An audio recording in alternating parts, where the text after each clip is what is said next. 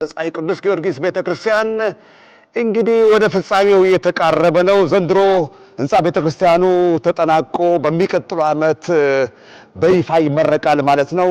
ይሄ በከፍተኛ ተራራ ቦታ ላይ በአዲስ አበባ የተገነባው የደብረ ፀሐይ ቅዱስ ጊዮርጊስ ቤተክርስቲያን ጅማሬው ልዩ ነው። አፈጻጸሙ ደግሞ በልዩ ሁኔታ ሊሆን የተቃረበ ነው። የሁላችንም ድርሻ እየተጠየቀ ነው።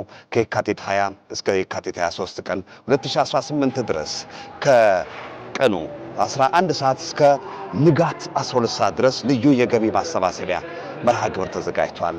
ከበረከቱ እንድትሳተፉ ተጠርታችኋል። በጤና በእድሜ ትባረካላችሁ እያሉ ነው አዘጋጆቹ። ስለዚህ እናንተ ጀምራችሁታል። እናንተው እንድትጨርሱት ደግሞ ልዩ የገቢ ማሰባሰቢያ መርሃ ግብር ተዘጋጅቷል።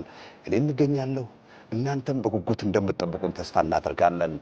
ከየካቲት 20 እስከ የካቲት 23 ቀን 2018 ከቀኑ 11 ሰዓት እስከ ማለዳው 12 ሰዓት ድረስ ልዩ የገቢ ማሰባሰቢያ መርሃ ግብር በእነዚህ ባንኮች የሂሳብ ቁጥር የድርሻችሁን እየተወጣችሁ ከበረከቱ ከቅዱስ ጊዮርጊስ በረከት እንድታገኙ ድርሻችሁን ደግሞ ተጋብዛችኋል ማለት ነው። የህንፃ አሰሪው ኮሚቴ ሌት ተቀን እየደከመ ነው።